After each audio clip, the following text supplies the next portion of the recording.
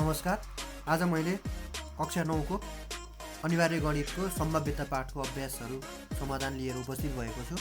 अभ्यास 19.1 तल परीक्षणबाट नमुना क्षेत्र लेख्नुहोस् भनेर भनिएको छ। क नम्बरमा एउटा डाइस गुडाउँदा भनेको छ। डाइसमा चाहिँ लाई रोल गर्दाखेरि गुडाउँदाखेरि चाहिँ के आउन सक्छ त, सम्भावित घटनाहरू के हुन सक्छ त, त्यसलाई नमुना क्षेत्र भन्ने हो। यसमा चाहिँ सम्पूर्णले लेख्नुपर्छ। एउटा 1 आउन सक्छ, 2 आउन सक्छ, 3, 4, 5, 6 आउन सक्छ। यसैलाई नै नमुना क्षेत्र भनिन्छ डाइसको चाहिँ।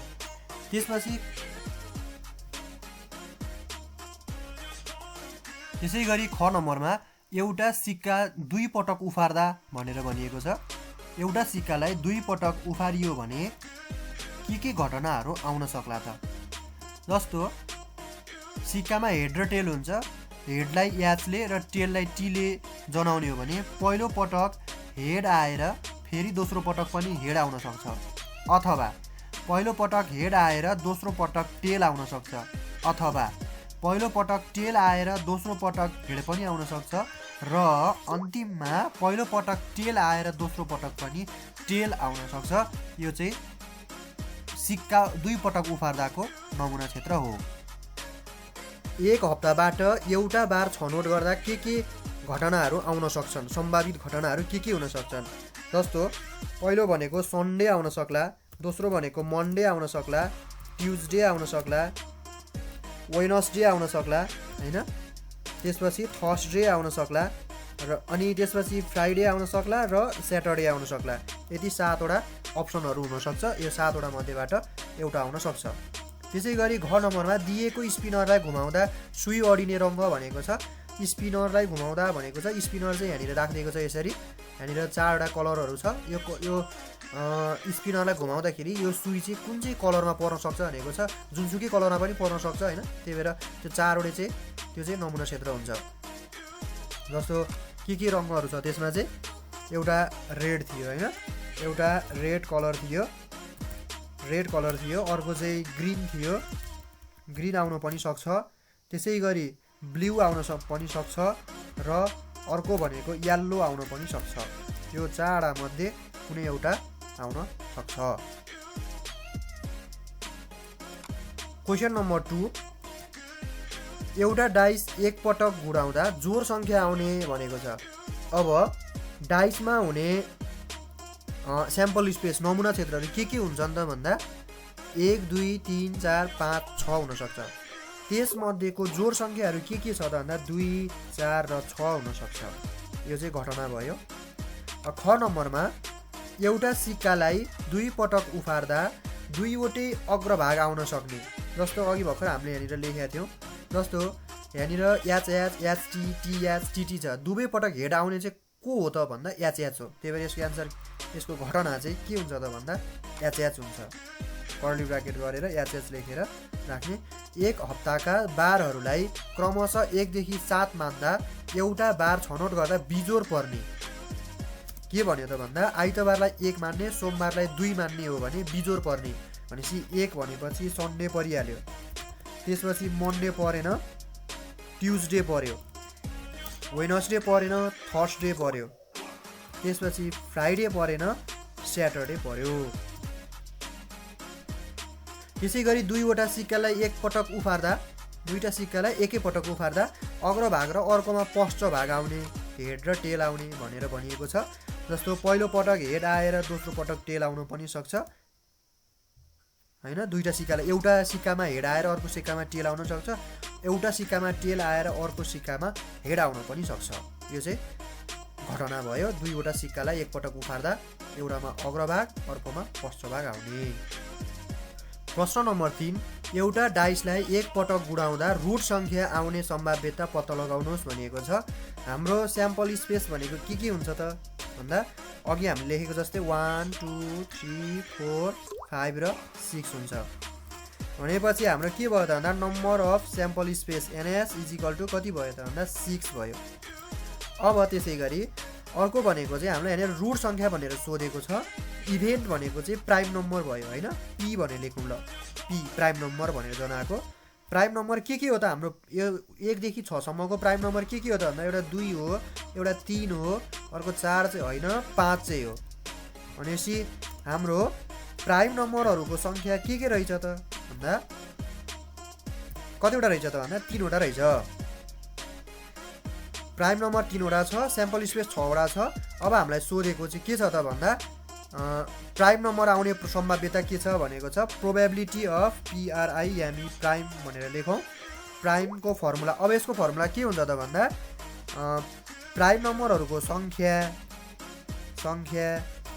अपन स्याम्पल स्पेसको संख्या, यसरी चाहिँ पत्ता लगाउनु पर्ने हुन्छ हामीहरूले। अब हामीहरूले NP को भ्यालु चाहिँ 3 छ, NS को भ्यालु चाहिँ 6 छ, यहाँनिर 3/6 भयो। अब यसलाई लोएस्ट फर्ममा लैजाने, त्यही नै हाम्रो एन्सर हुन्छ। 3/6 भनेको लोएस्ट फर्ममा लैजाँदाखेरि 1/2 हुन्छ।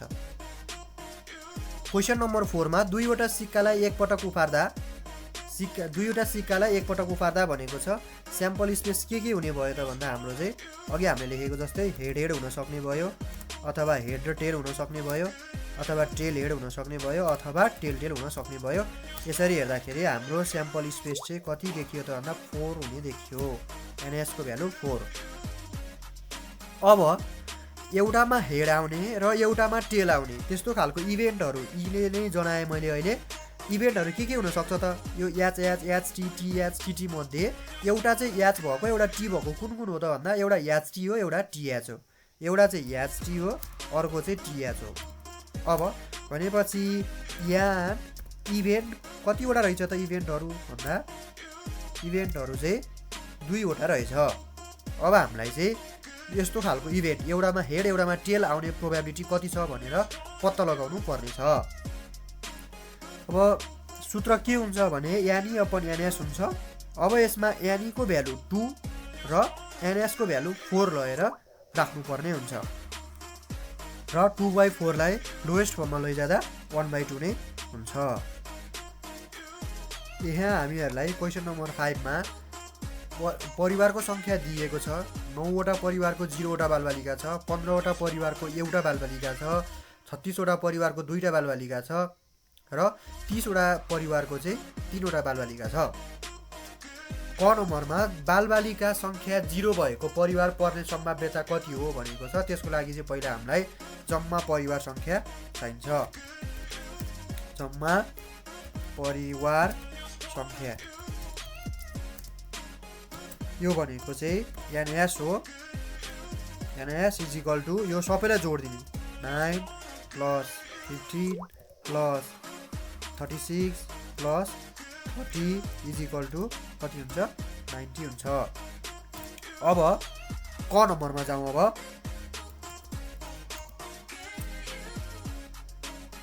क नम्बरमा बालबालिका 0 भएको परिवार पर्ने सम्भाव्यता भनेर सोधिएको छ, जसको घरमा चाहिँ बालबालिका चाहिँ 0 छ हैन। 0 चाइल्ड भनेर लेखौँ CHILD।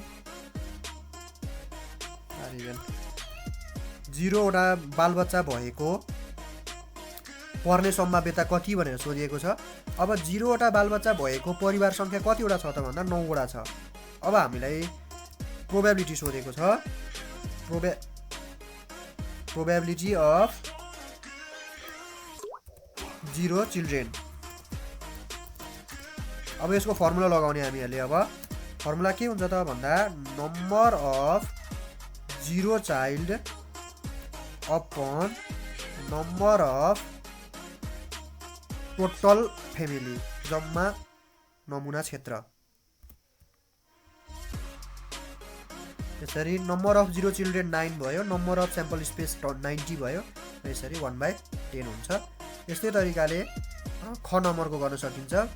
बालबालिकाको संख्या 2 भएको परिवार भनेको छ। बालबालिका संख्या 2 भएको परिवारहरू कतिवटा छ 36 वटा रहेछ। 36 का तल 90 हुन्छ। अब हामी चाहिँ ग नम्बरको हेरौँ। यहाँ चाहिँ कम्तीमा 2 बालबालिकाको संख्या 2 भएको भनेको छ। कम्तीमा 2, थोरैमा 2टा बालबालिका हुनु पर्यो, धेरैमा जति भयो नि पायो भनेपछि कम्तीमा 2 भनेपछि 2टा बालबालिका हुने र 3टा बालबालिका हुने पर्छ। 36 र 30 जोड्दा 66 का तल 90 हुन्छ। अनि त्यसलाई चाहिँ लोएस्ट फर्ममा लैजानुपर्छ। कम्तीमा 2 बालबालिकाहरू भएको परिवार सङ्ख्या भनेको 2टा बालबालिका भएको परिवार कतिवटा छ 36 वटा छ। कम्तीमा भनेपछि बढी थोरैमा 2टा भनेको धेरैमा 3टा पनि पर्छ, यसमा 3 वटा 30 पनि पर्यो र यो जोड्दाखेरि चाहिँ 3 3 जोड्दा 6 66 हुने भयो। अब हामीले फर्मुला लगाउने कम्तीमा 2 वटा बालबालिका पर्ने सम्भाव्यता भनेको नम्बर अफ कम्तीमा 2टा बालबालिका upon number of sample space जम्मा परिवार सङ्ख्या। अब कम्तीमा 2टा बालबालिका भएको परिवार भनेको 66 वटा रहेको छ र जम्मा नमुना क्षेत्र भनेको 90 रहेको छ। अब यसलाई चाहिँ लोएस्ट फर्ममा लैजानु पर्यो, कट अफ गरेर 3 ले भाग खान्छ हैन, 6 ले पनि भाग खान्छ यसलाई। 11 छक्का 66 र 15 छक्का 90, यति 11 का तल 15 चाहिँ 2टा कम्तीमा 2 बालबालिका पर्ने सम्भाव्यता हुन्छ। प्रश्न नम्बर 6, 4वटा समूहमा बस्नुहोस्। यो चाहिँ प्र्याक्टिकल्ली दिएको छ। प्रत्येक समूहले एक प्याकेट तास लिनुहोस्। त्यसमा भएको रातो, कालो, पान, इँटा, हुकुम, चिडी चित्र भएको तास, गुलाम, रानी, बादशाह, एक्का सबै सङ्ख्याहरू तलको तालिकामा भर्नुहोस् भनिएको छ। मैले पनि यहाँनिर एउटा तास राखेको थिएँ। यहाँनिर यसरी सबै सम्पूर्ण तासहरू छ। यसमा चाहिँ 52 पत्ती छ। चिडीको 13 वटा छ यहाँनिर, एदेखि केसम्म हैन। एक्का, दुक्का, तिर्की, चौकी, पन्जी, छक्की, सत्ता, अट्ठा, नैला, दर, गुलाम, बादशाह, गुलाम, मिसी, बादशाह हैन। यसरी यो चिडीको भयो, यो हुकुमको भयो, यो पानको भयो, यो इँटाको भयो। अब यो तासहरू हेरेर चाहिँ यहाँहरूले चाहिँ यहाँनिर कतिवटा चिडीको छ 13 वटा छ हैन, इँटा 13 वटा, पान 13 वटा, हुकुम 13 वटा, एक्का कतिवटा हुन्छ त? अब एक्का हेर्नुहोस्, एक्का कतिवटा छ, अनि त्यसपछि जेक्युके कतिवटा छ हैन। एक्का भनेको 1 2 3 4 छ, जेक्युके पनि 4 4 वटा छ। अब रातो तास कतिवटा छ हैन, त्यसपछि कालो तास कतिवटा छ यहाँनिर हेरेर लेख्नु होला। चित्र भएको तास कतिवटा छ? चित्र भएको भनेको जेक्युके हो। यो 4वटाको जेक्युके गर्दा 4 3 12 वटा चित्र भएको तास छ। अनुहार भएको तास फेस कार्ड पनि भन्छ। त्यसपछि हामीलाई सोधिएको छ हुकुम पर्ने सम्भाव्यता कति हो भनेर भनिएको छ। जम्मा तास 52 वटा छ, हुकुम कतिवटा छ? 13 वटा छ। 13 का तल 52 हुन्छ। त्यसलाई लघुत्तम पदमा लोएस्ट फर्ममा कट गरेर लैजानु होला। एक्का पर्ने भनेको छ जम्मा तास 52 वटा, एक्का 4 छ, 13 4 का तल 52 हुन्छ। रातो तास पर्ने सम्भाव्यता, रातो तास जम्मा 26 वटा हुन्छ। पानको 13 वटा, इँटाको 13 वटा गरेर 26 वटा हुन्छ। 26 का तल 52 हुन्छ। अब आइभीमा कालो बादशाह पर्ने भनेको छ। कालो बादशाह भनेको यो चिडीको के र पान हुकुमको के हो? 2टा मात्र हुन्छ, त्यही भएर 2 का तल 52 हुन्छ। गुलाम र रानी पर्ने भनेको छ। गुलाम भनेको 4 हुन्छ, रानी भनेको 4 हुन्छ। 4 4 जोड्दा 8 वटा भयो, 8 का तल 52 हुन्छ। बादशाह नपर्ने भनेको छ। पहिला बादशाह पर्ने पत्ता लगाउनु पर्ने हुन्छ। बादशाह पर्ने सम्भाव्यता भनेको 4 का तल 52 हुन्छ। बादशाह नपर्ने भन्यो भने 1 - 4/52, 1 - 4 का तल 52 हुन्छ।